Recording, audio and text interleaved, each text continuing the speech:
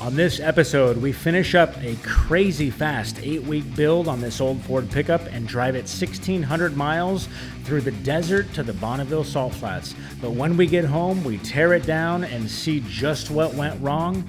Let's go. Just 3 months ago, we started with this 1939 Ford pickup from the hills of Northern California.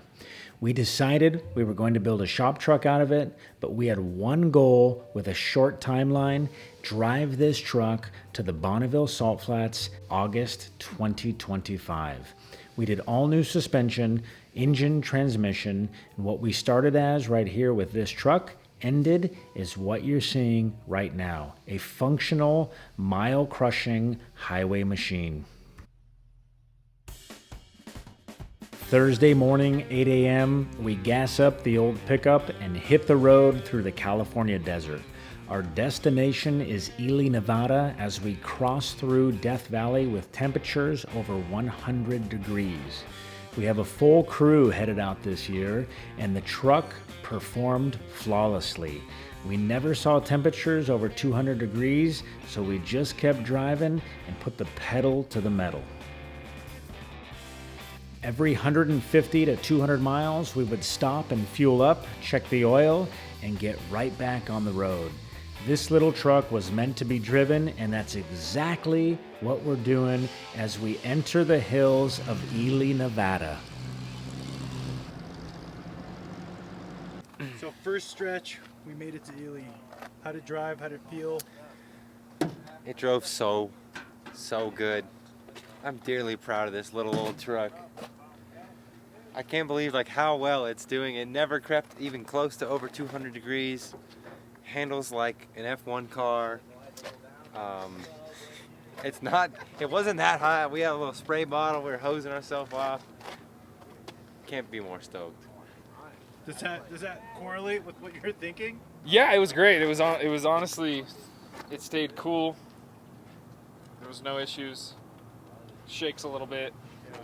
Every 30 minutes we'd just be sitting there silently and we go, man, this thing is so sick. We look down at the temperature gauge, we're like, well, okay, well, I guess we'll keep going.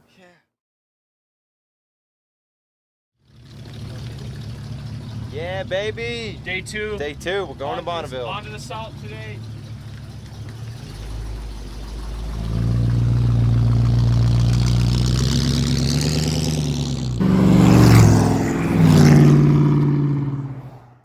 Day 2, leaving Ely, Nevada, we're headed for the Bonneville Salt Flats just outside of Salt Lake City, Utah. Now with some confidence in the old pickup truck, we stretch our wings and we were cruising at 85 miles an hour through this portion of the hills.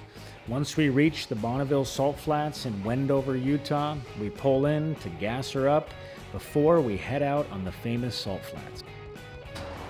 We officially made it. We've done it. The salt is right there. I think we're gonna fuel up. We're gonna fuel up and go take it all in. Enjoy the racing. 800 miles. Look at this truck, Dude, Little champ. this thing, freaking champion. Any more tools? dude, no.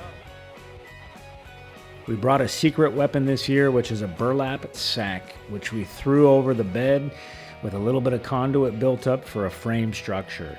Now we're cruising in style with the 39 Ford pickup as we make our way onto the salt.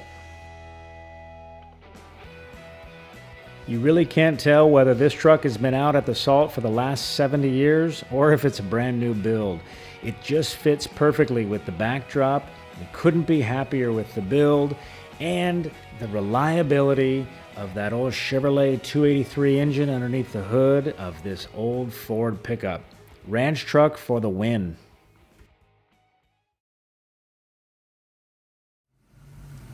We spent several days out at the Salt Flats and drove the truck straight home. But now that we are back home in Huntington Beach, California, let's dive into this truck and see what repairs we need to make. All right, so we are back with the 39 Ford pickup from our across the desert to Bonneville trip. It was a success. Obviously, as you guys just watched, the truck was perfect, but We're not ending there. We do have to go through and inspect the vehicle from front to back. Typically, when we build cars here at my shop, I have a rule. We give 500 miles on the truck or the car, and then we inspect it and do a full, what I call a nut and bolt inspection. We have about 2,000 miles on this. There are some characteristics that we're experiencing with the truck, like vibrating steering wheel at 70, a little bit of bumpiness on certain roads, and that's what I want to show you guys how to trace and figure out to make your vehicle at home the best driving vehicle it can be once it's on the road. So let's dive into this thing. We'll go over what problems we notice. We'll do an inspection, and we will make this truck better than what it currently is right now.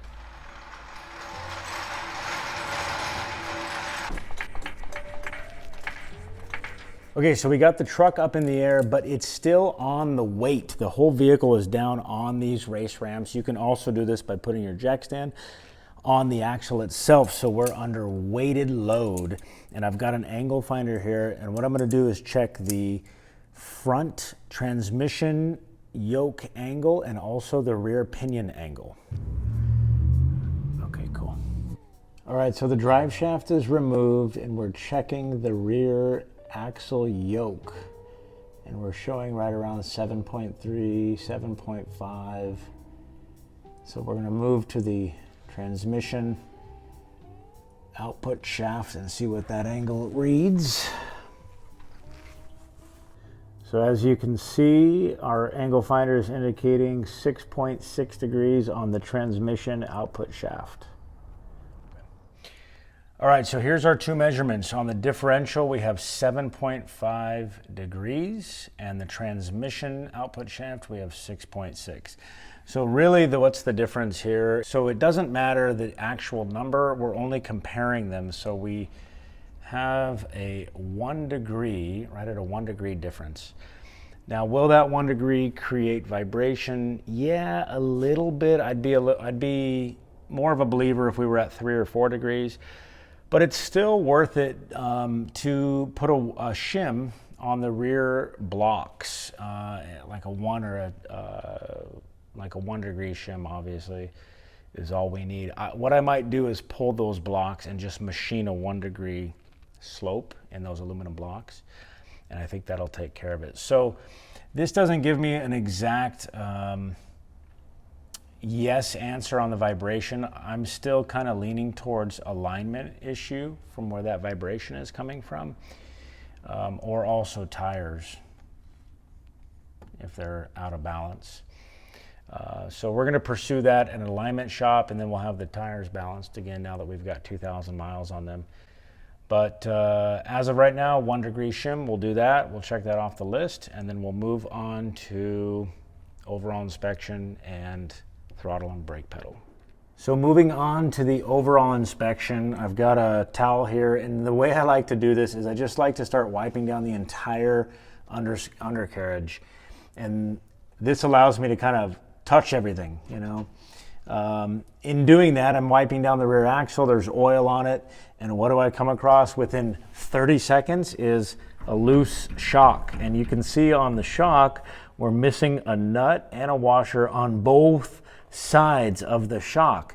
And sure as hell, I run to the other side, and the driver's side shock is missing a bolt. So a couple things going on here. We may have not, you know, tightened these, in all fairness, right? They may have been loose and they just came off within 2,000 miles. But this is exactly why we're doing this inspection. So I'm going to go over to our nut and bolt bin and get 2 half-inch nuts with washers, and we're going to tighten these shocks back up, and we will be good to go. All right, our shock has nuts on both sides and is secure. While I was down here, I also checked the U-bolts, and I like to torque these to 100 pounds, and they are good to go. So our rear axle is looking proper. On to the engine and transmission. Okay, so moving on from the rear axle, I am now looking at the mufflers and the exhaust. Everything looks good. We've got plenty of clearance between the pipes and the chassis. You know, when I was driving the vehicle, I didn't hear any rubbing. But what I do like to do is just take my fist and give the exhaust a smack to see if it's vibrating at all or if it's moving. Sometimes the hangers and the rubber bushings wear. So all that looks great. So let's move on to the transmission. I'm just gonna slide right through here. And we got our light, which will shine up. So kind of the same old technique of just giving it a wipe down. There's a little bit of residue on the pan, but nothing major. And on the underside, we do have a little bit of oil showing here on the cross member. And that's common, especially on a new build, where any of the oil leaks or transmission leaks are blowing back to the cross member. So I'm just going to wipe this down, and we're just going to do a little visual to see if we can see any leaks. But I am going to grab a 9/16 wrench. I'm just going to tighten up all of the pan bolts as a just a little safety measure. So let's do that real quick. All right, so looking over here on the driver's side, master cylinder, which is mounted to the chassis underneath the floorboard. Everything looks really dry. I've yet to check the fluid in the master, but the brakes are performing just fine, and all of the fittings are very dry, so I'm happy with that.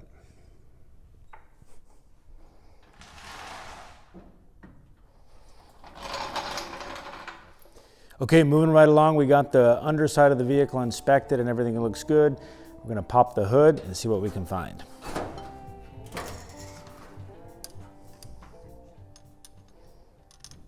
Okay, so initial inspection under the hood looks really good. It's actually very clean. There's very little leaks. That's due to the fact that I put this engine together. Ha ha ha. So I have a couple little tricks that I do on the gaskets and the sealants and stuff. So this thing is barely leaking oil, and I love that. The one thing I did notice offhand is I do have a Chinese one-wire alternator on this, or I should say it is a PowerMaster alternator, but I think they use Chinese chrome, and the chrome is just absolutely destroyed. After one trip to the salt, it is destroyed. But who cares? That's just a visual. That little PowerMaster is ripping right along and working great. So really everything looks solid under here. All the spark plug wires from Excel look great. There's no, I don't know, the chassis is starting to age and kind of match the rest of the original, chassis to the cross member. So everything looks really good. Of course, we'll do the basics for the fluid checkup, and we'll check that out right now. We'll pull the dipstick out. We have done one oil change already, so I imagine that the oil is going to look just fine. This is a high zinc classic car engine oil in 5W30. And she's a little bit low. We can probably throw half a quart in. Like I said, just back from the 1,000-mile trip coming home, right around 1,000 miles. So we'll put a little oil in, and man, everything else looks great. So this is good. We're going to check the front suspension and then move on to a little bit of the interior just for comfort, creature comfort stuff. And let's do that now. Okay, everything under the hood and the engine compartment is primo. One good rule of thumb here that I learned from an auto shop teacher years and years ago is before you close the hood, check every cap, at least touch it. Boom, that one's tight, oil cap's tight, breather's tight. There's a little plug over here in the valve cover, that's tight. Dipstick is in, and that's it. So easy, breezy, done. Checked off the list. All right, so we are now inside the truck, and you can see the throttle pedal here and the brake pedal here. Original brake pedal, aftermarket spoon pedal throttle. The problem is when you're driving and you have your foot here, you constantly have to lift your leg and press the brake pedal. And it gets a little tiring or exhausting. And so if you look at modern cars, the throttle and brake pedal are closer in height to each other, so you can just kind of pivot your foot. We're not going to be able to get to the point where you can just pivot your foot without lifting your leg. You will have to lift your leg a little bit, but imagine this pedal, the brake pedal, sitting about 1.5 inches closer to the floor. So you won't have to lift as far, and what that does is make the vehicle much more drivable and more comfortable. Now, I have seen guys doing this where they shorten the pedal too much and you don't get full throw from the master cylinder. And if you were to ever lose brake fluid in your master cylinder, you don't have enough throw to engage the brakes or increase the hydraulic pressure. So if I pump the brakes, you can see I'm at least 3 inches, maybe 4, from the floorboard, and there's great pressure in the brake system. The more that I pump it up, the further away the pedal is from the floor. So I feel very comfortable in just taking about 1 inch out of this pedal.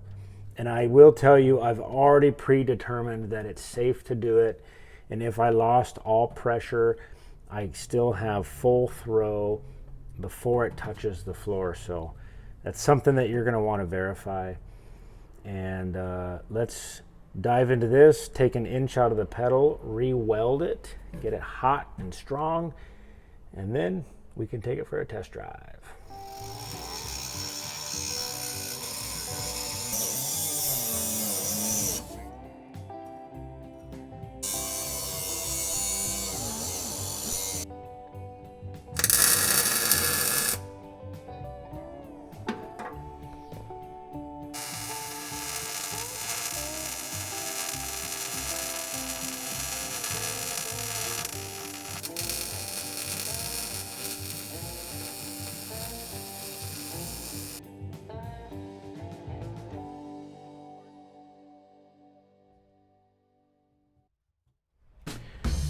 All right, we have completed our checklist of the 39 Ford shop truck. The Old Faithful is what I'm now deeming this truck. Everything looks great. We made a couple little upgrades, and we're out of here. We're going to take it for a drive. We'll see you guys on the next one. Thanks for watching.